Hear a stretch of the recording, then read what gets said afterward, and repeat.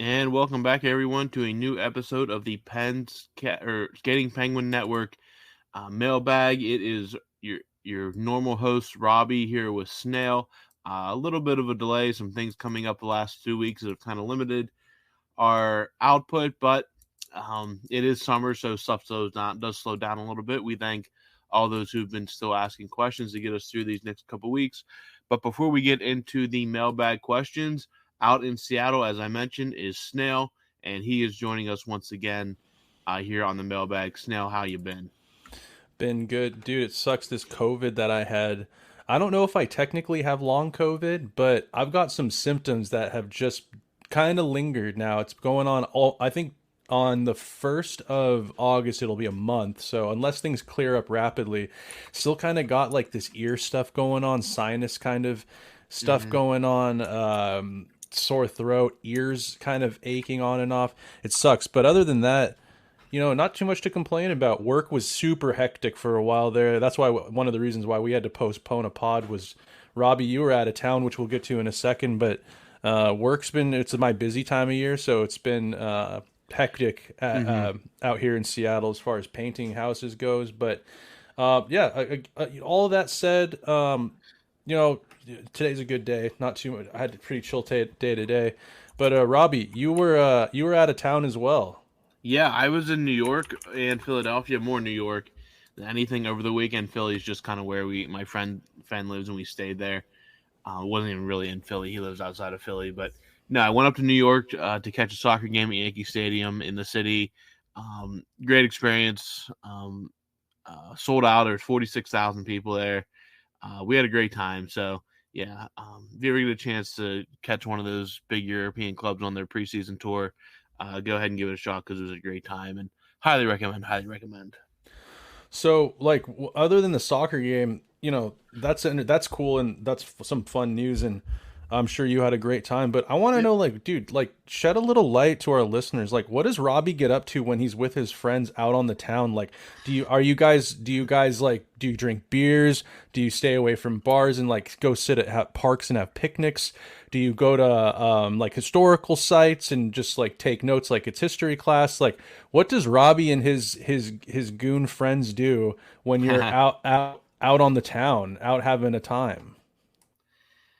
I mean, it all depends. It was really hot on Saturday in New York, so we stopped. The first thing we did when we got there was get some New York pizza. Obviously, that was the first stop. That Dollar slices?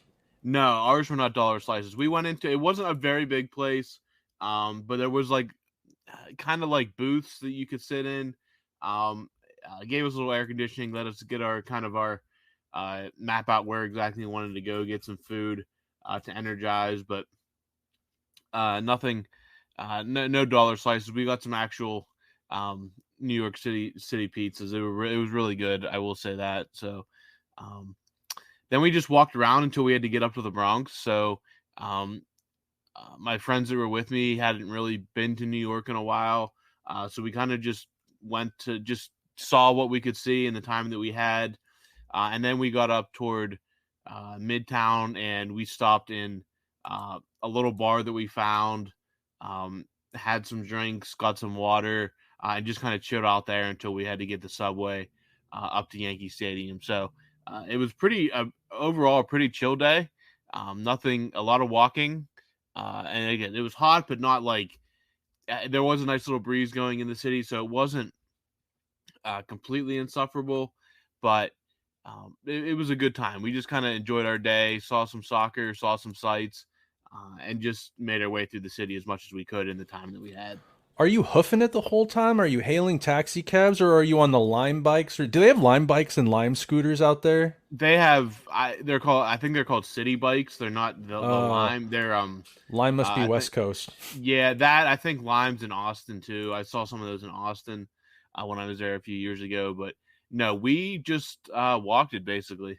We didn't. We The only time we really took any kind of public transport was the subway to get to and from Midtown to the Bronx and vice versa. So Do you yeah, a see lot any of crazy walking. people? Honestly, not really. It was more or less. I mean, Times Square was. I mean, that's just always not so. That's nothing out of the ordinary. But most of the people were just more or less, hey, just get out of our way. Just don't. I mean, we're trying to get the same place you are, kind of thing. Nothing crazy. Subway was normal. Just yeah, Wow. just I Sounds mean, like a very tame time, Robbie. I was expecting you to say that, I heard bars close at like 4:30 in the morning in New York City or something like that. That might be a myth, but I was expecting more of like the movie The Hangover type no, uh no, no, rundown of your weekend. no, nothing crazy. Did you have Nothing any crazy like that. beers? I actually had a Arizona hard iced tea at the They bar we make went to. those? It was really good. Like Oh, that it sounds was. dangerous. That's what I mean. Like if it wouldn't have been just so hot, and again, it was a New York City price. It probably wasn't worth what I paid for it. Um, Nah, at least you but live a little. When in yeah, Rome, right? yeah, but yeah, if I would get like a pack of those, they would spell trouble Go down very a little quickly. too easy. They, yeah, if you ever had Arizona iced tea, it So literally good. tastes exactly like you wouldn't even be able to tell there's alcohol in it without reading the can. Shout out Arizona Iced Tea, or as we called them, AZTs when we were growing up. That owner will keep them at 99 cents. He says, why would we change? It's like Yeah, that's our little gift back to to the yeah, consumer. I think yeah. that phenomenal company. It is definitely something to watch out for if you ever get your hands on them because they do go down very easy. Well, I've had like the twisted teas before, which are super dangerous too, but those are like way too sugary. I think they're probably excessively sugary Probably, compared to an yeah. Arizona. Not that Arizona doesn't have sugar in them, but too sugary for me. But It's yeah, almost man, like a sweet tea. like The it twisted teas is. are like a sweet tea. Arizona's a little bit different, but man, I Yeah, could see if you sat down with a 6 pack of those and some Sidney Crosby highlights at a too late of an hour, you might be yeah, sending out some tweets that you got to delete. yeah. Um, but that's awesome to hear, man. I figured we'd just go into kind of what we've been up to and talk a little bit. There's no hockey going on here. A little bit of hockey news we'll get into. Maybe we'll save that for the end of the pod. But we got a bunch of questions from our lovely listeners. This mailbag is heavily Brian, and then we've got I think he was a newcomer on one of our last ones, Ed. And Yep. I'm calling it. Is that Helsinki, like Helsinki, Finland? I'm assuming that's what it is. Yeah. That just looks like So Ed Helsinki, welcome back. So I'm gonna read off a question here. Let's kick this off with Robbie per usual. Brian's asking if Pulju, and he means Puljujärvi, if Puljujärvi plays to his fourth overall potential, would you put him as Sid's right wing and Rust on the left, or do you have DOC up with Sid and Puljujärvi demoted to the third line? As much as Brian loves Drew O'Connor, I'm worried he's not going to be able to hang on the top line with Sid for 82 games. If Brian, as much as I wish Jesse Puljujärvi would live up to his fourth overall promise or potential, unfortunately, I think we're past that point with him. It's just not going to ever be that. He's not a first line player. Maybe he can show spurts of that over an 82 game season. That would be a huge development for the Penguins. I know it was a small sample size of DOC that we saw on that first line at the end of the season, but I really like what I saw. So I'm giving him an extended run up there to start the season, not just a 2 or 3 bad game stretch and he's demoted. I think you got to give him a time to work in up there. I think he had good chemistry with Crosby and Rust. But if Puljujärvi has those stretches, absolutely move him up the lineup. I think he can be a perfectly fine player on the second power play unit. He does generate offense. He just can't finish, which is that's kind of typical of a Penguins player recently. But I think Puljujärvi does have a place on this roster. I don't necessarily get the projections that don't have him in the lineup, though. There will be some competition in camp. If he has a bad camp, then that's a different story. But I think Puljujärvi has a place on this team next year. I don't think it's with Crosby unless injuries or just like a run of good play where he could use a boost on that top unit. And again, he's a right winger, so I don't necessarily know if he's just a 1-for-1 trade out for or Drew O'Connor because of Brian Rust being up there. Rust ain't going anywhere unless he's hurt. But if Puljujärvi would suddenly show up this season and play like a fourth overall pick, then the Penguins probably have the best contract in hockey. Unfortunately, I'm not going to cross my fingers on that one and hope that or believe that that's going to come to fruition. So I like O'Connor up there. Puljujarvi, a look every once in a while, but unless O'Connor, based on what we saw at the end of last season, I think he has earned that right to start there, and I'm excited for how that plays out once the season starts. All right, sticking with Brian here for the next question. These are some of these questions may have been from old mailbags. We asked for listeners to ask us questions we could get to down the line, so that's what we're taking care of here today. And Brian asked, how much of a handful are the Chucks going to be on the same line when they play for Team USA? Well, the Kachucks are a handful when they play on separate teams, but on the Yeah. same line for Team USA, even when international play, typically the physicality isn't what it is in an NHL game, even nowadays. But they're both incredibly skilled. I mean, Matthews is a 100-point player. I mean, he had that 1 year as a 100-point player. I wouldn't be. He'll probably hit 100 points again in his career. Incredibly skilled, has that little bit of nastiness to his game. And his brother Brady has finishing ability, and he's a moose, and he's just physically empowering, and he's gnarly. So I mean, of course, they'll be incredibly hard to handle for whoever. Neither of them play center though, so whoever's their center is going to be a super lucky guy, because they're both just two incredible wingers, and they can lay a beat down. They can check, they can forecheck, they have that skill in their game, that finesse and skill. So look out, USA. I mean, it's always hard to bet against Canada, but USA looks lethal this year. What do you think, Robbie? Yeah, I mean, I think if we're looking at just the four nations lineups, Yeah, they're going to be at very minimum co-favorite. I think that goaltending differential is going to be big between the other teams. You don't have to worry about Russia and Shesterkin. Canada obviously has a big question mark at the goal, but this is kind of the culmination of years of youth development throughout U.S. hockey coming to fruition now to compete with these big time nations outside. I mean, more than just like the every 12 year at the Olympic Games or something like that. This is looking more like it's the beginning of sustained success at the international level. totally. I think that the four nations, that's going to be an exciting tournament. Thank God it's replacing the All-Star game. Let's see here. A question again from Brian. I think we've talked Mott sticks before, but we'll talk about it again. Who has your favorite mozzarella sticks? Man, this is such a good question because, man, mozzarella sticks are a top tier appetizer. And if you really believe they can be a top tier main course as well, depending on where you go. Obviously known for um, uh, as an appetizer, but here in Western PA, Sheets has very good mozzarella sticks that you can order. If you're looking in the store, there's a newcomer, or I don't say they're new, but newer that I've seen. It's called Farm Rich. They have exceptional frozen ones that you can throw in the air fryer or in the oven, however you wish to do them. And they even throw some marinara sauce in there as well as like a dipping option. So very, very good option there as well. TGI Fridays, if you're looking for a frozen, has really good, though I do prefer TGI Fridays potato skins over their cheese sticks. But there's a lot of small, like mozzarella sticks are such a sports bar staple. Um, we go to many places around here that have really good mozzarella sticks. Permani's has really good mozzarella triangles. They're just it's the same concept, just in a different shape. Like a Um, mozzarella samosa, if you will.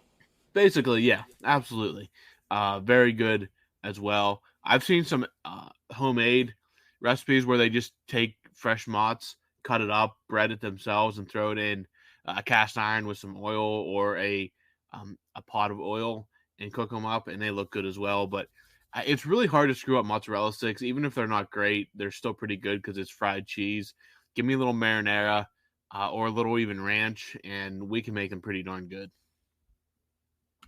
What are the vegan mozzarella stick options like? Is it a Slim Pickens? It Yeah. is, but there is a place in Seattle. There's a long-standing establishment. It's called Rotzi's. They're not vegan only. They actually have four menus. They have their regular menu. They have gluten-free menu, they have a vegan menu, and then they have a vegan gluten-free menu, and it's an extensive Italian restaurant. They're amazing. I love that place. I go there any chance I get. There's 2 locations, and they have vegan mozzarella sticks they're good, but like, I mean, dude, I grew up going to like Applebee's and like stuff when I was growing up. Mhm. Those Applebee's, I mean, like, I don't care if this sounds trashy or not. Applebee's mozzarella sticks when you're like 11 or 12 years old hit so good. I mean, they leave Yeah. quite an imprint on you. So I'm not going to say that they're like amazing. But when I've ordered them plenty of times, and I will, it's not like I'm disappointed. Like, they're good, especially throw a little marinara or a little pizza sauce to dip it in.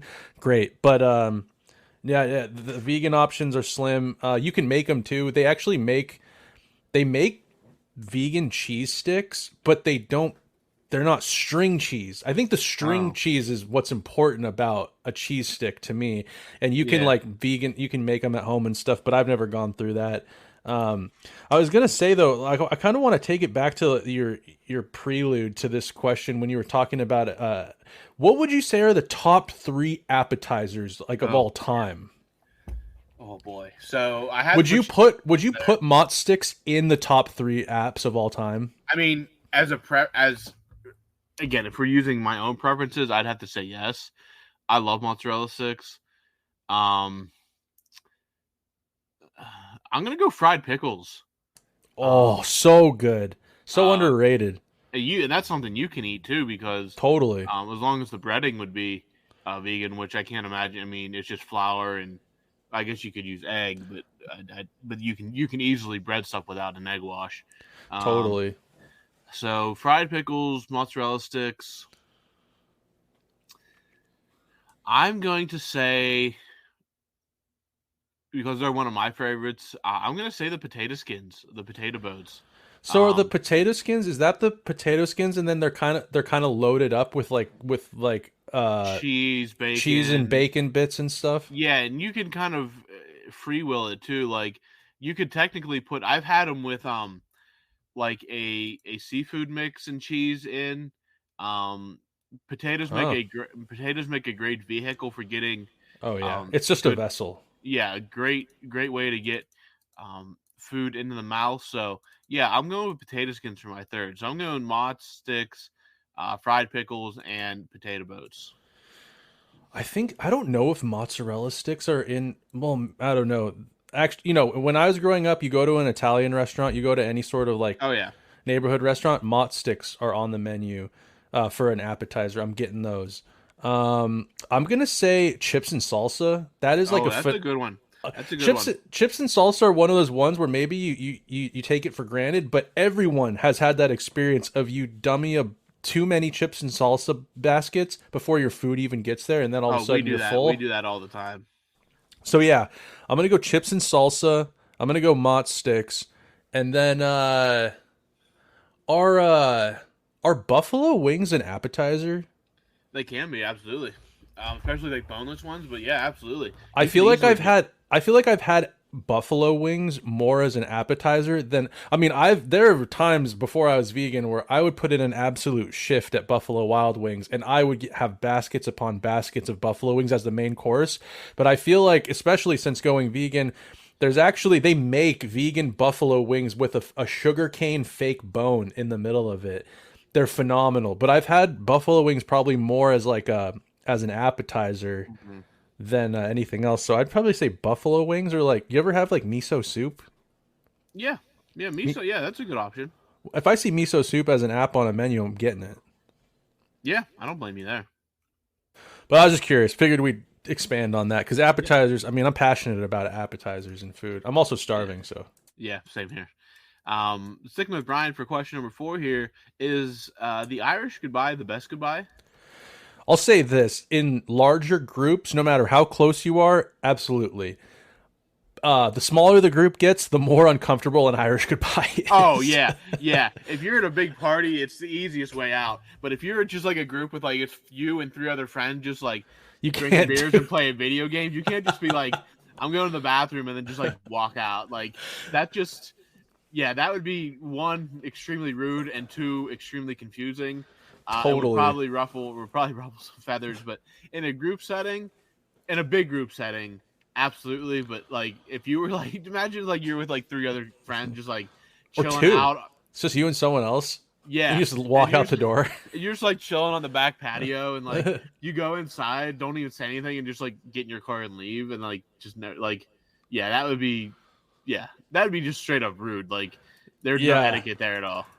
Also depends who the company is. Like I was thinking if you're at like a wedding with family and stuff, it's like harder Yeah, to Irish goodbye because there's like relatives you haven't seen and stuff. But if you're just with like if you're at like a party and like it's like friends and friends of friends and the more detached you yeah, are from the massive groups, it is the best goodbye. It's the best absolutely. goodbye. I've been Irish goodbying since before I even knew that was a term, Robbie. Like Yeah, there were yeah, times like it's just like I don't you know what made me start doing the Irish goodbye is when you're at a party and you're getting tuned up with your buddies and whatever and there's debauchery afoot when your buddies are all drunk and you're like hey man I'm out of here like I'm gonna go home they will not let you go like they will try to just manipulate all your words to be like dude come on just have one more dude you can crash on the couch dude I'll let you sleep in my bed and I'll sleep on the couch just come on just stick around and you're like dude no like I want to sleep in my bed and they just it's relentless then you have a group of people overhearing oh Snail's trying to leave no we gotta give him another beer like whatever and that's what made me start Irish goodbye and that's not your friends just want you around which is nice and yeah, everything but dude I want to go sleep in my own bed yeah. I want to Oh go yeah. I want to eat the older you get your bed becomes more and more important to you. Yes. Yeah, like when I was gone this weekend, we stayed at my friend's house and they had a spare bed. It was great, better than sleeping on the couch or anything like that. But when I came home Sunday, there's nothing like just flopping on your own bed. Um, Oh yeah. especially when you spend money for a good one. No, totally. Yeah, when you start to put invest in your at home environment, Yeah. being outside of that no longer appeals as much because you're like, no, I paid for this. Like I curated this room to fit my specific needs of just being alive, living and Yep. breathing. I will dwell here longer. So Do you it's think the any Yeah, go ahead. no, just the Irish goodbye is the best goodbye Yeah, though. so do you think anybody's ever Irish could buy their own wedding? Yeah. I mean, in this world we live in, there is no rock unturned. I think That's everything true. That's true. every scenario you can come up with, I'm pretty sure probably there's a Reddit thread about it. Yeah, that's true.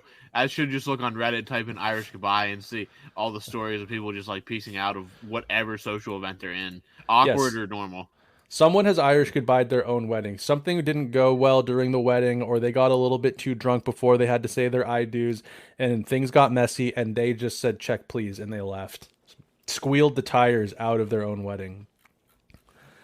All right. Brian asks here, next question. This is a great one. I love this question. Who is your celebrity crush? So again, it does change, and I thought about this a lot, but right now, and I don't know what it is about her. She's just super attractive. For me, it's Dua Lipa. Uh, Something about her aura. She is just to me mind-bogglingly attractive. She's an incredibly attractive person, I don't even know beautiful. who that is. You can look her up. She is Oh, yeah. recently. Um, she's been very popular the past like 5 years. Incredibly beautiful. I'm trying to think of um, some other people. I don't like Rachel McAdams was always really high up the list for me. Canadian actress. I think Crosby even said that like that was his celebrity crush at one point. Very Oh, yeah. beautiful. Dua Lipa is hot. Yeah.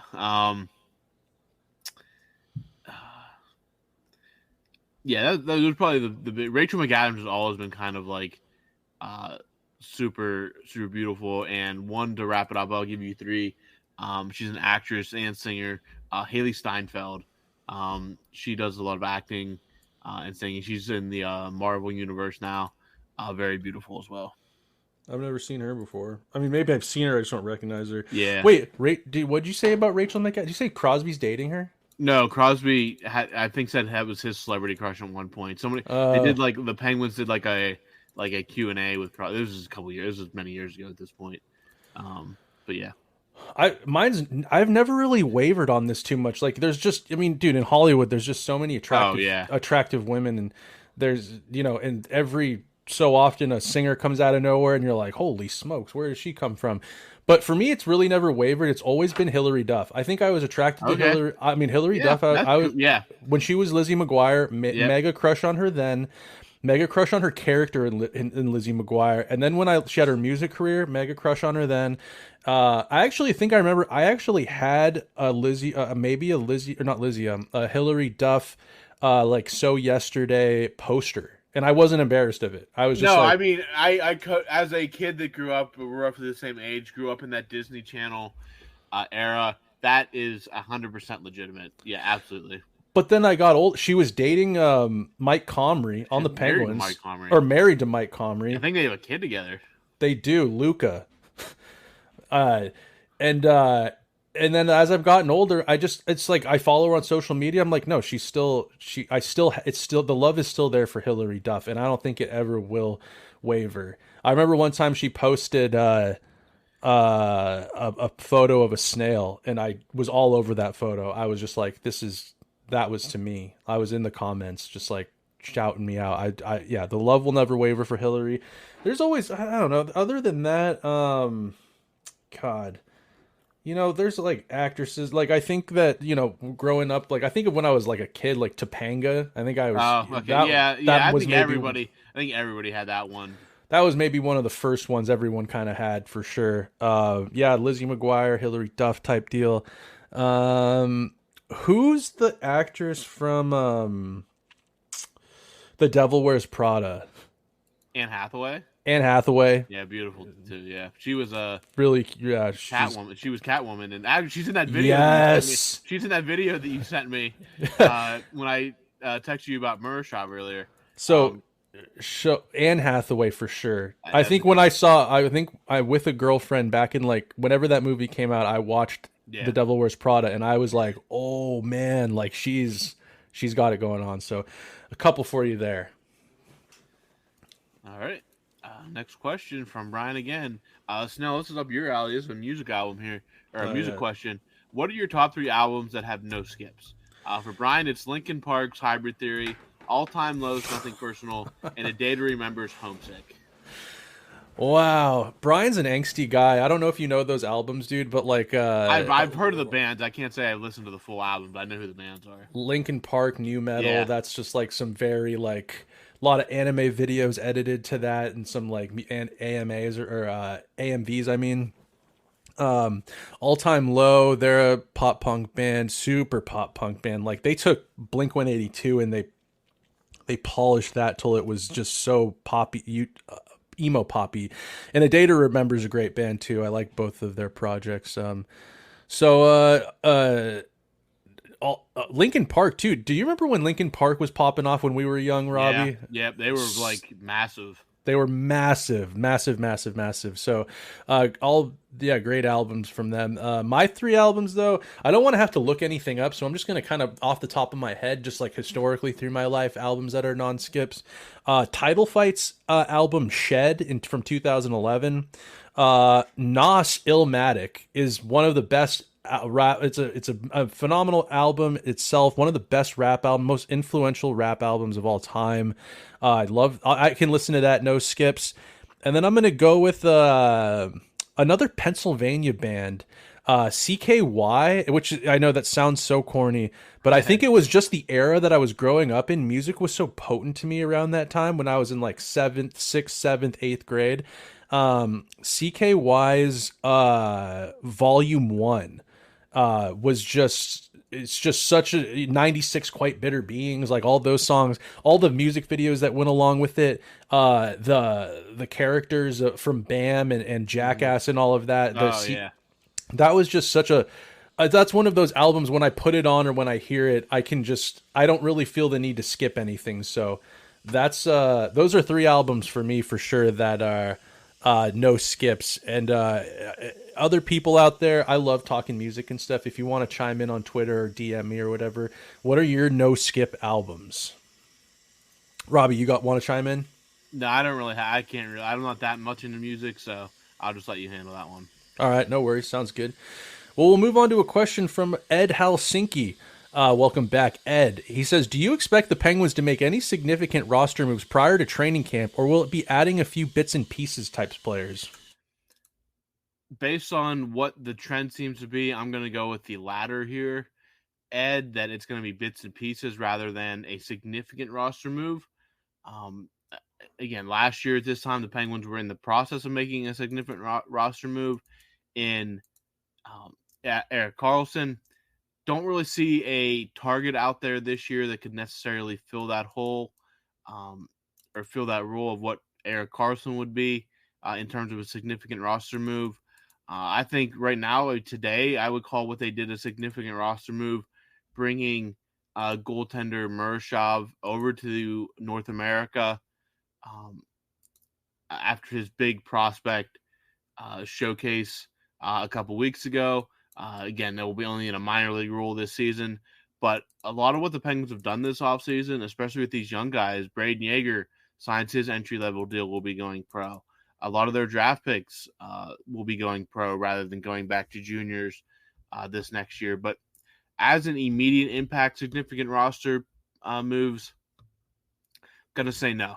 Gonna say no. Gonna say it's if they do anything, it'll be some uh, just filling some small holes here or there with some guys that can play at the NHL level or have played at the NHL level. But I do not foresee any significant roster move between now and October. Would love to be proven wrong, especially if it's for a big name. But my feeling is no, the time on that has passed for just about everybody in the league. I don't really see any big trades happening between now and October unless there would be some kind of contract dispute that hasn't gotten settled. And wrapping us up this week with Brian, little uniform talk here. Do you like the Kings and Ducks new jerseys? For Brian, those King jerseys are on a short list for best in the league. Wow. I honestly, I mean, I think that I had higher hopes for the Ducks. It seems that Robbie, we actually talked about this a little bit. Mm-hmm. They just won't go back to the original. Like they won't touch what everyone wants. They know what we all want and love. They won't do it. They'll get close and then they'll just kind of like edit a couple of things so that it's not the original. I think they're good. Yeah. I'm not saying I hate them, but I'm just like, what, you're teasing, you're edging us. Why not just go right to what we all know and love? Yeah. And the Kings, am I the only one that just really doesn't think that they're that significant of a change to really warrant any sort of like buzz? I mean, that's fair. Because the logo's the big change. Um, Right. so yeah, but no, I don't necessarily disagree with you there that they're not a significant change because the colors are the same. It's just more or less the logo is changing, which I'm a fan of because that old Kings logo, the one that they went away from, the one they were using up until this coming season, really just seemed very too much modern and almost too smooth. It was fine for a while, but I'm glad that they definitely went back to the old bow tie logo. Again, I don't dislike any of them. I like the changes. Like I like I'm glad the Ducks are moving away from the webbed foot or whatever. And for the Kings, yeah, a little bit of a throwback. I'm all for that. I like them, but I guess I'm like, well, if you're gonna rebrand and whatever, why don't you just go all in on the retro logo that everyone knows Yeah, and loves so much? But yeah. that's my only gripe. Of course, I'm not trying to be pessimistic, but yeah, I like them, which is what I guess I will say. Yeah, I think they're fine. I think they're fine. I think the Ducks, I understand getting the eggplant back would be probably even a more significant upgrade. Just simply getting away from that Ducks word mark that was so bad uh, is is important in my eyes. And the Kings just kind of retooling and kind of giving a throwback look definitely improves on what their look, but I don't think anything earth shattering in my opinion. I guess I wonder if they're gonna do the white helmets and stuff and all the silver helmets and stuff like that. Which the white helmets, I guess, are not the white helmets. It's the silver helmets for Yeah, me. I don't know about that one. the chrome domes. The Yeah, chrome domes, yeah, I don't know yeah, about those. And yeah. Vegas does the gold one. It's I I'm think not trying to sound old yeah, school, but it's like, come on, man. yeah. The chrome domes, maybe a game or two a year they look cool, but they can definitely get a little. old after a while. They just don't fit necessarily. Yeah, I agree. So those are our opinions on Yep. that. But Robbie, we got a little bit of Penguins news to discuss Yep. here, and I was going to kick it off with Kyle Dubas is named to Canada's management group, and this news broke with a lot of haters coming out of the woodworks to give their 2 cents on why the hell would Kyle Dubas be put into Team Canada's management group with his lack of winning. He made it out of the first round one time with Toronto. And a book recently came out that Kyle was featured in, and he actually was quoted as saying that his biggest mistake in Toronto was signing John Tavares to that contract.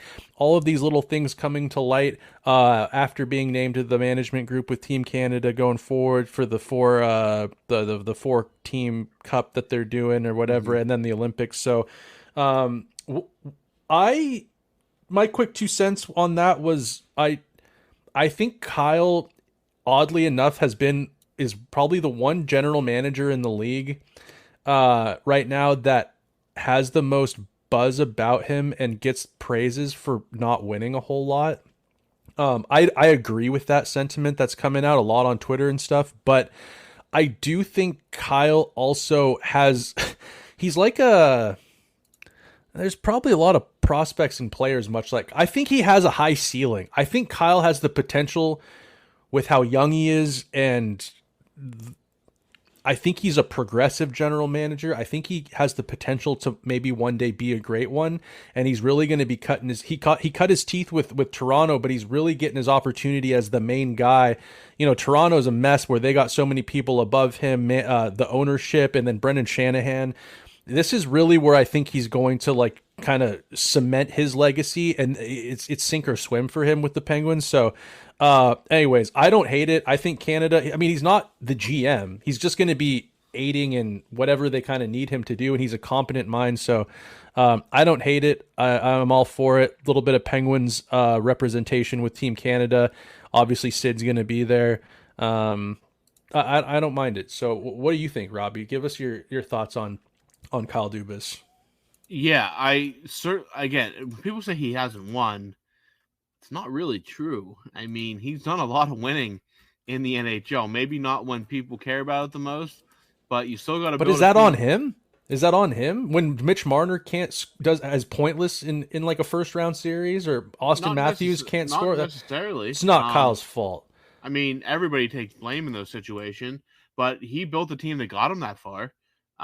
So I mean, he has done a lot of winning, and like you said, he's not the main general manager. He's more in a, I guess, advisory role or something to that, and he's still very popular apparently among the Canadian hockey upper management. So no, it doesn't surprise me that he's there, and I don't think it's a bad thing that he's there. Yeah, I don't think it's a bad thing. It's not like it's going to hurt the team. Canada, I mean, it's the team picks itself. Yeah, Really, you know yeah. what I mean? And if you just need extra eyes, ears, and whatever to make phone calls and manage rosters and manage whatever it is that goes into these tournaments, like Kyle's a competent, good guy, and yeah, Toronto really likes to pick on Kyle because they never won a Stanley Cup and all those contracts they signed. Did you read into any of that stuff about the book that came out and about Kyle, you know, being quoted talking about maybe a little bit some of his decisions in Toronto with the core four up there as they call them? I briefly skimmed it, but I didn't really dive too much into it. I didn't really dive too much into it either, but I thought it was interesting that they actually are like, you know, you rarely hear a general manager while they're still employed talk about mistakes and you know, Yeah, yeah. haves and have Usually that's nots. something So, that comes out years down the line. but yeah. Anyways, just curious what you thought about that. And then, as you mentioned too earlier, the Penguins signed goaltender. I forget his first name. Is it Sergey? Yep. Sergey. Not to be racist or anything, but there's like 3 or 4 Russian names. It's usually Sergey, yeah. Evgeny, Alex, or Evgeny. Yeah.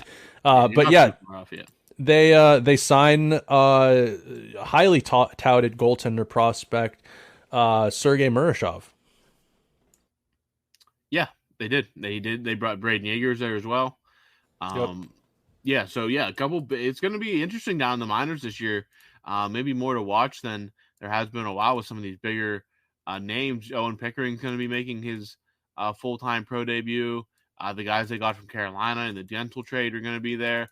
So a lot to watch for down in on the farm this season, and see who kind of where they kind of all develop and how they progress throughout the season. Yeah, it will be interesting. Um, it'll be interesting to see. I'm curious about Pickering, Owen Pickering. Mm-hmm. I'm hoping he makes strides as a pro next year with the Wilkes-Barre Scranton Penguins.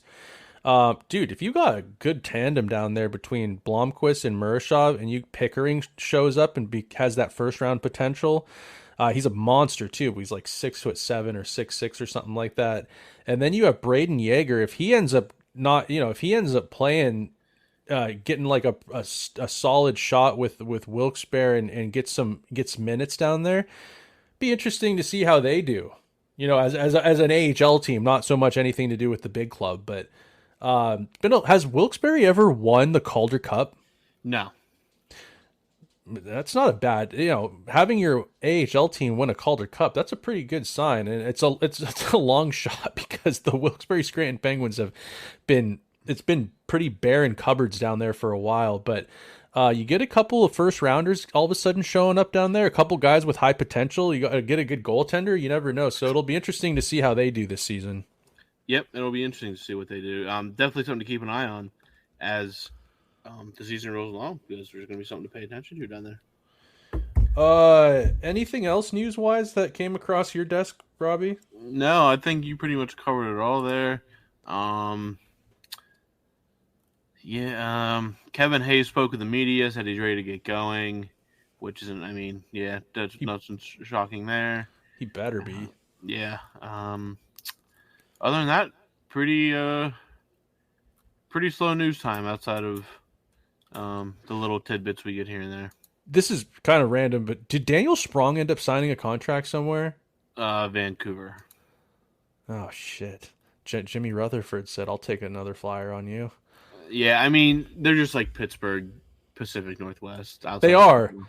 But the Kraken, they're not so much anymore. But for a minute there, it was. Yeah. After Ian Cole went to Vancouver, it's like pretty much. I was going to quickly shout out this. We don't really do free ads, as they say in podcasting on this show. But my buddy, he does. I met him through Instagram. He's a skateboarder as well as a hockey player. He has a company called High Stick Goods, and what he does is they're great gifts. But if you have a buddy that plays like beer league hockey or doesn't play hockey at all, you want to make like a hockey card of them. He does a phenomenal job. My buddy, Andy, he's going through a little bit of a hard time health-wise right now. He's a hockey player, lifer hockey player. He actually drove Zamboni for the Seattle Thunderbirds of the WHL for a little bit. I got some hockey cards made up of him. His name is Andy Tomich, and his nickname is Randall Too Much because he does everything a little bit too much when he drinks. He's eccentric. He's a nut. But I'll show you here, Robbie. I got these cards made up of him if the glare will settle. Randall Too Much. Awesome little vintage vibe. Seattle Thunderbirds hockey card made up or whatever. If you're ever looking for a funny gift for the hockey lover in your friend group or in your family, check out his Instagram. It's just at High Stick Goods. Great guy, easy to work with, does a great job, loves hockey. He's a big Red Wings fan. He's from Detroit, so we won't talk about that too much, but has a great grasp of hockey and history and all the culture and everything, and he does a great job with hockey cards. So I told him I'd give him a little shout out on the pod for helping me out with those cards and giving my friend who's going through a bit of a hard time right now with health and everything. So check him out if you're so interested. Our listeners, he's got a bunch of cool stuff he can make you. If you're a hockey fan of any player, any era, whatever, he's got something for you. So check it out. Also, he knows I'm a Penguins fan. He threw in some Lemieux stickers. Those are sick. Those are sick. Yeah. This one I didn't really understand because I should ask him. But 1984 to 97. That's when he retired the first time. That's the first time he retired. Okay, yeah. Makes sense. All right. Yep. Anyway, so check him out. Yep, absolutely. Give him a shout out.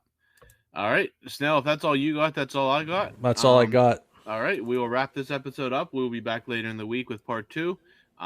With more spare questions that you guys asked. We have plenty in the bank, and we'll get to some of those later in the week. So for Snail, I'm Robbie. We will talk to you guys later in the week.